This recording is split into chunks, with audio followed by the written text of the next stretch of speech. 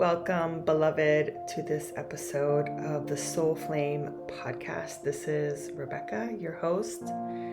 And this episode today is about a moment we are living inside of together. And I want to speak to it because I have been feeling it very viscerally and very emotionally. And we all know that there's an undoing that is happening right now of systems and narratives and distortions. And I feel the weight of it. You know, humanity has been carrying some heavy things for a very long time.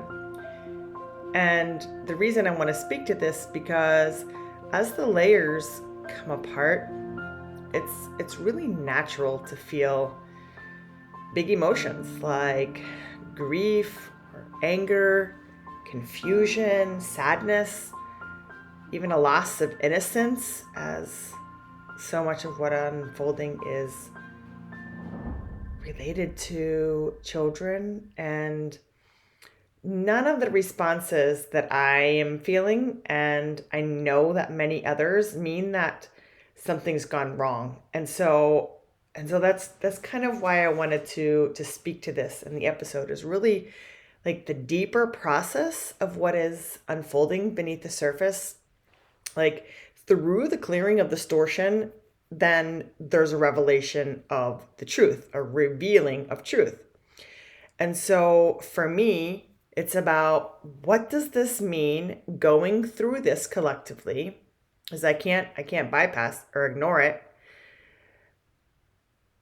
Is how do I stay rooted, present, and human while we move through it, while I move through it. So it's not a conversation about bypassing what we're feeling, like, or really even understanding, but really it's what is this moment asking of us as a human collective? And it's not that it's asking a lot.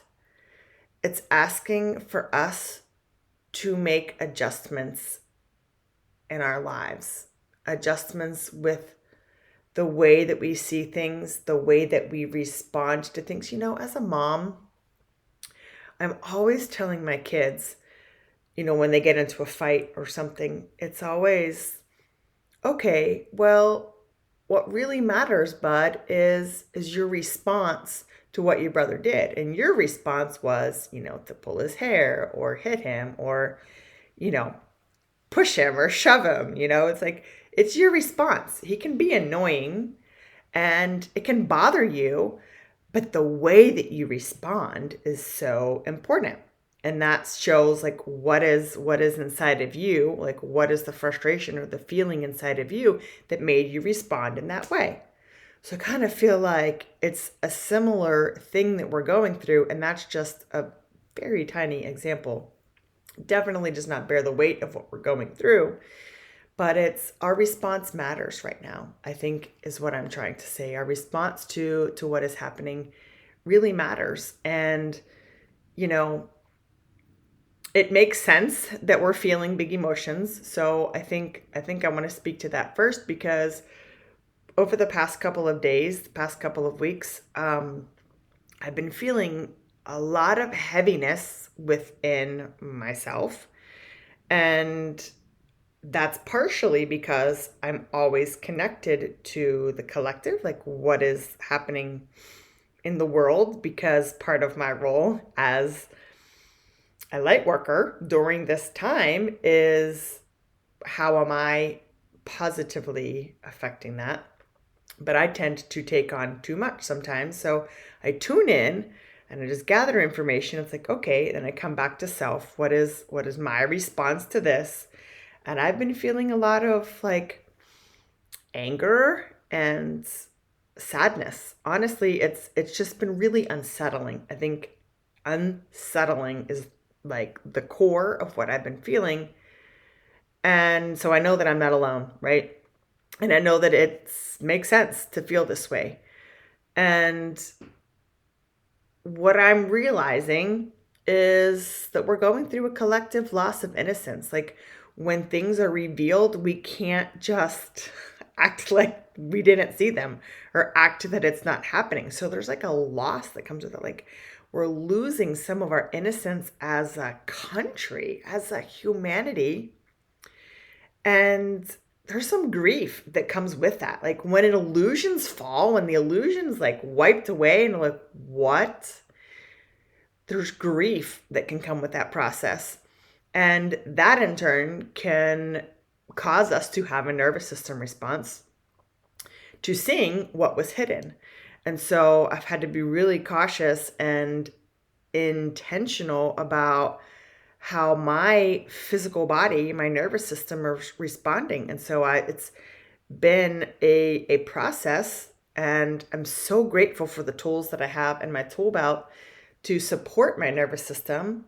And if you don't feel like you have tools to support your nervous system, reach out, let me know. I'm happy to share, as I don't want to go very deeply in that, but I've really had to disconnect from all of the noise and to go inward. Like that's one way that I like, okay, what's going on? My nervous system is feeling unsettled and wrecked, and my sleep is disturbed, and I'm, feeling tension in my body, all of these things. And so it's been really, I've had to be really, really present with myself and what I'm feeling, not judging those feelings, and nourishing my body with healthy foods and hydrating and allowing for the first hours of my day and the last hours of my day to be device free has been key for me. And I'm constantly harping on my kids to do that, especially in the evenings. In the mornings, they don't have any device at all, but sometimes in the evening, they're watching things on TV or whatnot. And so I'm always on them. Okay, an hour before bed, we don't do device. And they get super irritated with me, like repeating that every single day. But it's so important, right? That as we go into our sleep time, that we're not like having all of these thoughts and things that are within, so that we can go in and have deep restorative sleep and process. A lot of my processing happens in my sleep, and so I guard it very, very carefully, and it's just a part of my process, right? But one of the things that I'm thinking about a lot is there are a lot of very wise people and sages and channelers who have been speaking to where we're moving as a collective, right? And that is like the golden age. Everyone hears like, the new age, the golden age, and it's been called, the golden age of miracles. I think that's what Diana Cooper calls it, is the golden age of miracles. And I see that. I'm witnessing it. I'm part of it. Like I am doing my work as a part of my soul's collective mission in support of that. And so my guides have been sharing with me that, yes, it's great to say that it's a golden age and we see that, but it is a post-distortion age. And so like those words came out on the paper, this is a while ago. It's like, okay, I can see that now. And so we're not falling apart as a humanity. It's really the shedding of the distortions. And so how distortions live and survive is through secrecy, through silence, through things being hidden from us, right?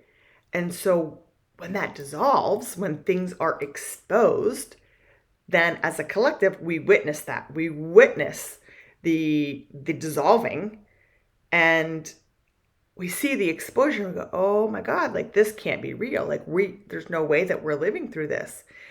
But it's just an undoing, right? It's like we're not falling apart. The world is not falling apart. Like we can't go to doom and gloom because I'm searching for words and just asking for them to arrive in this moment, but I don't want to be like just an optimist, right? Some people say, Rebekah, you're just like an optimist. You always see that, the glass half full. And I don't want to bypass what is happening and the weight of it and how big of a distortion is being revealed. I know it, I see it, I feel it. But the undoing is truth losing its hiding place. Like, the truth can't hide anymore. The truth gets to come forward. And so that goes back to, what are you feeling as the truth is coming out of hiding? And I just need to be really, really, really clear that your emotions that you're feeling, and I could go into a whole tangent on this, and I will not, but the emotions that we're feeling reminds us that we're alive and that we're responding honestly, that we're responding in a human way. Okay? So it's not about transcend, I don't want to feel sad. I don't want to feel angry. I don't want to feel hopeless. I don't want to feel. But sometimes that's how we metabolize what's coming through, is what we feel it. And years ago, when I first started studying energy medicine and healing modalities and things, the first thing that I studied was emotion code, which is an emotional healing modality where we stuff emotions down and we bury them and they hang out in our bodies. And oftentimes that's what creates dis-ease in our body and many other things within our bodies. And how important it is to just honor what you're feeling and to give yourself the space to do that. Allow yourself the space to feel what you need to feel. And I know that as a mom, I've had to intentionally create the space to, I've cried. I'm just going to say it bluntly. I've cried a lot over the past few weeks because I'm going through a very deep process within myself personally, a releasing phase. And so then with this added collective distortion being revealed, truth coming out of hiding, it's this added sadness, added grief that I've been feeling. And so I'm really careful to not turn it off, right? To just let it be and to be present with it, right? To regulate my nervous system. And as a mom, that I remain present for my children. Our children are so wise and they're so empathic and they feel so much. And they don't necessarily understand what's going on. I'm not going to speak to it in depth with them about what is going on, but they know it, they sense it. And we have conversations about, the state of the world and how things are changing and how they have to change. And that's how we grow and we evolve. And so I'm not speaking to the details, but in order for me to be able to do that in a way that is grounded, is that I become the stabilizing force within that relationship between my children and myself. And so that means that I am shifting from the doom scrolling. I know that's what some people call it. It's just doom scrolling. Every time I get on my phone, there's some new bad news or whatever it is. And it's yes. So I'm not saying turn it off and don't say, don't watch the news. I personally don't, but I still know what is going on because I can sense and feel everything. But my presence becomes the stabilizing force, and my nervous system actually becomes regulating. It becomes an act of leadership for me, leadership in my family, but also to be able to speak to it. And then I'm really choosing what I'm putting my intention on. Okay. So I'm not denying anything that is happening. And I'm not putting all of my energy into hope, but it's this grounded capacity we have when we can come into some acceptance, and then we process our emotions about what is happening after we've accepted it, and then it allows us to have a shift within us. So this isn't about like promising like everything's going to be okay. I'm never going to say that. Like it's really challenging, and there are, specific things that are happening that affect different people in different ways, right? And so I see humanity as a whole as a tapestry. And I've spoken to this before, but it's like, what is being unwoven? And this isn't to just put like spiritual language to it. Absolutely not. But things are dismantling and things are being unwoven. And so I see that just a part of, we're creating a new tapestry. We talk about unity and we talk about love, peace, joy, bliss. Yes. Okay, great. And so the truth being revealed and the distortions being brought to life is just allowing for this phase that we're going through to happen, so that we then begin to weave a new tapestry. And some people are already doing that. Like there are many, so much of the grid work I did over the past 18 months to 2 years. Actually, it's been almost 2 years now, very specifically, is about, creating the stabilized fields and the grids. And some of you may not even know what that means. That's fine. That's just part of my soul work, is working on the grids and stabilizing them for like the architecture, the structure of what the new is going to be created. And so that structure is there. There is a stabilization there. And so now something truer gets to be born. And so that happens just through this phase that we're going through.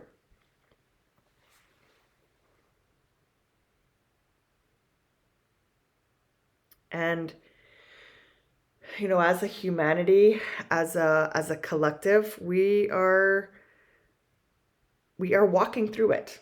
We can't skip this phase. I think I've had those thoughts. I've had those feelings. If we could just skip past this part. Like, God, can we just? Where's the fast forward button? Like, give me the remote and let me hit fast forward. And that's naive, to be honest. But I've had those thoughts. Even things in my personal life. It's like, can I just grab the remote and hit fast forward and go to where things are good again? Like, where I have my heart's desires, and where we're living in community, and people remember that we are all one, that we're connected with the planet, with the trees, with the animals. Like, we're all one big living being, and what we do to another, we do to ourselves. And so therefore we treat each other with kindness and compassion and love and respect. Like, can we just fast forward through it?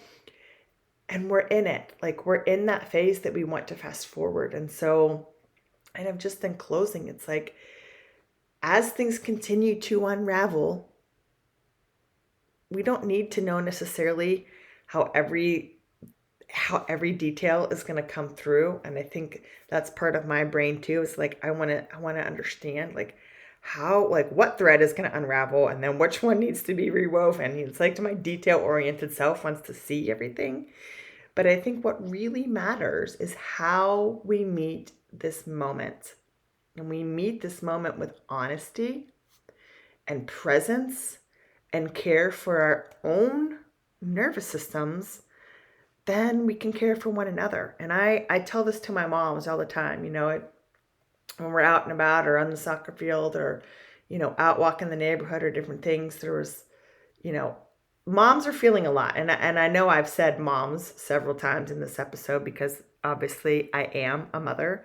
And so a big part of my experience is going through these things as a mother. And so I'm always looking, how is this affecting my children, and who am I being right now as a mom?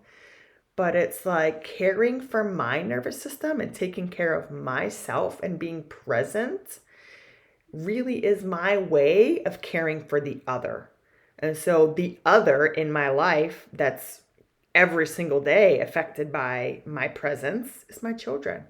But it's bigger than that. I get to interact with people on the daily, and I'm sure that you do too. But when, it's like the old saying about our cup being half full or filling our cup so that we can give from our overflow. It's like in this moment, can we meet this moment? Can we tend to ourselves? Can we be present? And can we like support the other after we've taken care of ourselves? And the clearing of distortion is not the end of our story. It's really, really not. This is part of our maturation process. So when we stay grounded in our bodies, we connect to our values. And for me, anchoring in compassion, like that everyone is having their own experience. And so I'm going to be compassionate with what another is feeling and how they're responding. Because sometimes I think I want people to respond like I'm responding to, like, go to nature, to go to my body, to go to my tools, to, do it the way that I do it. Nope. I get to be compassionate with how other people are responding too. Because that means that I get to become a steady point, like in the shifting field. I become one of the pillars of stability while things are shifting. And I think the people that I attract into my field and that I magnify into my field who will like listen to these episodes, those are the people who are becoming the pillars, like that steady point, that lighthouse, that when things are shifting, that when things are going on, people look to you. So what are you doing to support yourself through this unraveling? As something truer is trying to emerge, like, how are you tending to yourself? And our role, and I think this goes without saying, but I'm going to say it anyways, our role is not to carry the weight of the whole world. It's just not. But when we remain awake, like I'm speaking to the empaths, like the sensitive, the empaths, those are going, it's so heavy. I know because I'm feeling it too. But we just stay present and just allow our presence to be enough. And that means presence with our emotions. I know I've said that so many times. But it's really just anchoring back into the present moment. And one of the ways that I do that, and this is how I would like to just end this conversation, is when I'm feeling that it's too much or that I'm tuning in and it's overwhelming, is first of all, I'm going to disconnect from the collective and come back to my body and to what I am feeling, because that's really important for us to each process individually. And so most often that is I'm putting a hand on my heart and I'm putting the other hand on my belly and I'm taking a really deep belly breath. Like I'm bringing presence to my heart, back to my body, my heart. And then I'm making sure that my breathing isn't shallow. I'm taking big breaths where my belly is being expanded and I'm just breathing. I'm breathing through it and I'm present with my body. I'm present with my emotions, so that I can be one of those pillars for others. And that doesn't mean that I don't have my moments where I falter. I absolutely do. I am human I'm here having a human experience. You're here having a human experience. So I wouldn't say to put pressure on yourself at all, but just coming back to presence. And the simplest way to do that is through the breath. Some people meditate. I've actually had challenges recently. I meditate daily, but lately my meditations have been just like unsettled. I've had a hard time just being still, I think is what it is. Like there's so much energy that is moving through the collective and moving through me, maybe moving through you too, that I've struggled with my meditation. That used to be my go-to. And that's not really my go-to anymore. It's just sometimes looking out the window and breathing, or going for a walk is like the best for me.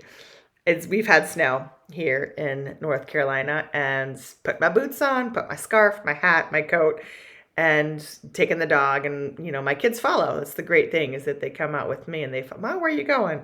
Going for a walk in the snow? Yes, in the snow. And most of the times we would be off path, like walking through the woods, not like on the streets because they're a little bit icy. And so I'm just out in the woods, just walking. It's like allowing myself to disconnect from all devices, all Wi-Fi, all of those things, and going out and just going for a walk. It doesn't have to be long, sometimes 10, 15 minutes, but the days that, it was the coldest and the snowiest, we were out the longest.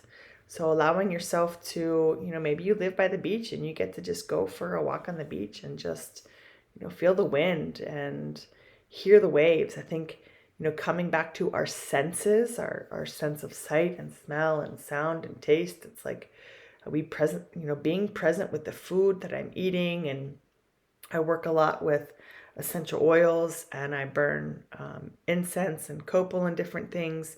Those have been really supportive for me to come back to the present moment, is just my senses. And then when I'm eating, to be just really present with the meal, and chewing my food, and no devices at the table, like these really basic things. But when I look outside and I'm just noticing the birds and noticing the trees, that's me being present. That's just, it grounds me in a way that nothing else can.